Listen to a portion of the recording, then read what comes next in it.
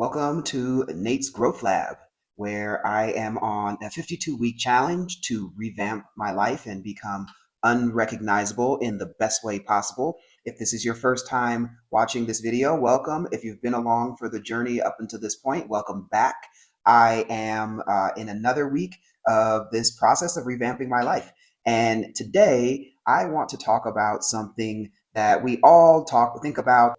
I want to talk about the power of dreaming and how I started giving myself permission to dream, which sometimes seems like a random thing to think about. Like everybody dreams. Well, not quite. And, for me, it really all started the thought about not being able to dream and realizing that that wasn't quite normal was back when I was a kid. I had this instance where my aunt was asking me, "So, what do you dream about?" And I was like, I dream when I sleep, but I don't have any dreams. And she kept asking in different ways, and each time my answer was the same. It was like, I didn't have that vision for what my future would be. I think she was trying to ask me, so what kind of house do you want to live in? And, we'll get into this in future episodes, but I wasn't thinking in that sort of way. And she started to get a little bit angry with me. And back then I thought I'd done something wrong, but really she was kind of angry at my mother for whatever it was that was underlying of why this child doesn't dream. Um, and if I think about it to today, I really I've never given myself permission to dream. And so I want to take a step back and talk about how this all became something that I started actively thinking about and working on. It started with Mel Robbins' podcast last year. I was driving in my car, in my truck, down the road, and I was like, time to switch it up. And I'd actually never listened to a Mel Robbins podcast. And it was a podcast that was focused on giving yourself permission to dream. And it came down to this idea of how Mel Robbins' podcast is fantastic. If you haven't heard it, it's not just about giving yourself permission to dream, but the science behind training your brain to recognize the things that you're striving for. And this resonated with me because if I thought about throughout my life, there were different moments where there would be things that I wanted, but subconsciously there would be something in me that just said, you can't have that. And so I'd stop thinking about it. Or the moments where I would have success within arm's reach, I would inevitably find some sort of way to make it so it wasn't so. Or I would sabotage the situation. And there were two things going on. One, this underlying belief of not being deserving of anything, or deserving of success, or deserving of comfort or security. And the other thing, just being this idea that it wasn't not, what I couldn't have anything, which is pretty bleak when you think about it. So as I'm listening to this, riding down the road, listening to this episode, and how she was talking about the importance of retraining your brain to be able to dream. And for some people, they frame this as manifestation. I know that's starting to become a little bit of a bad word because it gets overused and used in the wrong way. But it really came down to, well, you can have these big, lofty dreams and they could become something that's possible, but there are steps along the way to make it happen. So if we think about when we're little kids, everybody says, or a lot of people say, well, I just want to be rich. But there isn't really a definition for them around what rich actually means.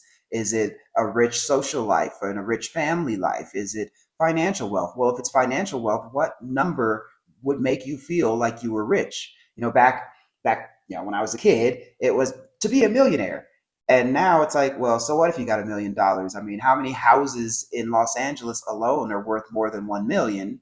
And the people living in those houses are still living paycheck to paycheck and are up to their eyeballs in credit card debt. It's not very rich. So, in this episode, as I was listening to this episode, one of the things that she was talking about is like how to recognize and reward your brain for seeing the signs and signals that lead you towards what you're striving for, what you're dreaming for. And it was interesting because I started thinking to myself and saying, well, how can I start giving myself permission to dream? What are the things that I actually want, and how can I make it happen? So what I started doing was every day, in the morning at the start of my day, I would write down three dreams or goals that I had. And they had to be specific. It couldn't be, I dream that my goal is to be healthy. Well, what is healthy? It would be something as specific as by November of 2025, I will have da da da da da. Or I just woke up in my new apartment or my new house, and I feel da da da da da. So there had to be it had to be specific, and there had to be a feeling that you would envision yourself feeling, and that's how you would know that you've reached that goal. So I want to bring this full circle to the apartment that I moved into. Granted, I'm not in that apartment at this moment, but in holding myself accountable and making sure that I record these videos while I'm traveling, I'm making it a point to still get on here and do what I said I was going to do. So one of the goals, or last year with everything that was happening in the United States, I was looking at moving to Panama. I have a lot of family there, and it just for various reasons, that was the path that I was seeing in front of me. And one of the things I started doing was looking at real estate and giving myself permission to just sort of say, like, well, what do I actually want? Not what is the bare minimum that I can afford or the bare minimum of what's tolerable for my living standards, but what would make me feel golden? What would make me feel good when I wake up in the morning and say, yeah, this is my home? And I remember seeing there was this one loft apartment that I saw on the real estate website, and it was in a high-rise building, and it had like this brick wall and tons of light, glass window, tons of glass windows. It just was open and airy, and it had this really cool staircase. So fast forward to a few months ago when I decided it was time to move and was looking for places. I started looking downtown at lofts just to see what was available based on my budget. And the building that I went into where I'm currently living, I'd looked at maybe two or three of the units in the building.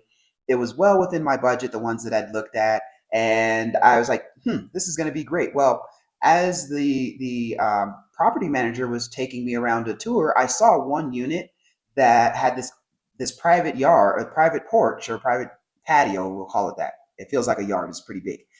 And I noticed that it seemed empty. So I asked, I was like, I probably can't afford this, but is that one vacant? She was like, yeah. I was like, well, can I take a look at it?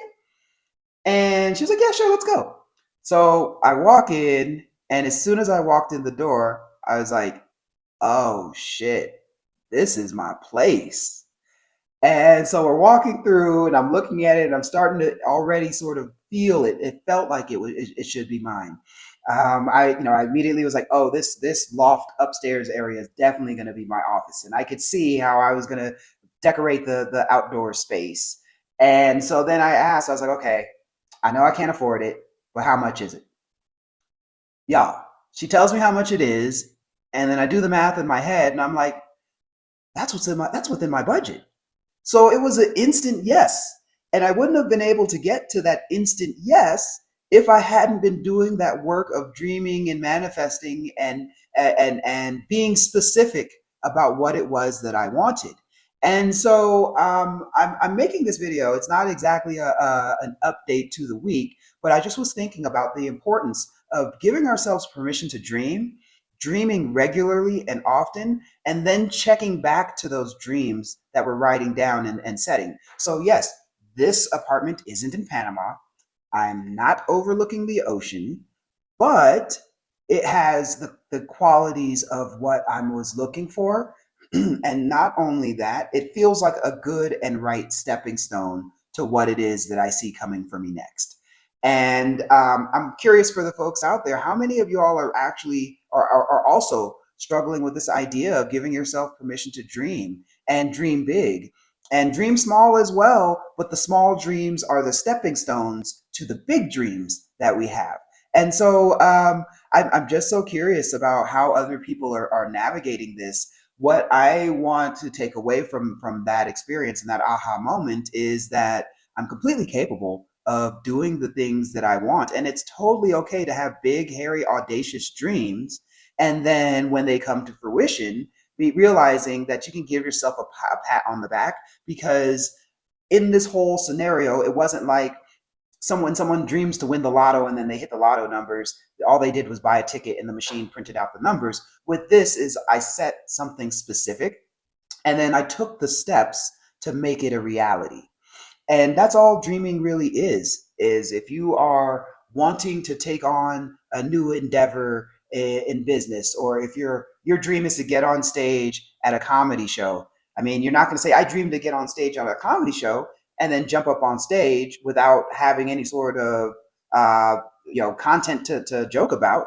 You're going to take the step of thinking through what it is that you want to say, or thinking through what's your Rolodex of jokes that you want to share, and reaching out to or finding out where you can jump on a stage. You have to be a co-creator in the things that you want. And this comes down to accountability as well. I can say all day that I want to record YouTube videos and have this channel, but if I don't actually get in front of the camera and do it, then how can that dream become a reality? It's just not possible. So with that, I just want to have this little short video to just say that our dreams are possible, and it's okay if you are like me and are new to giving yourself permission to dream. Dream big, dream hard, and keep it going.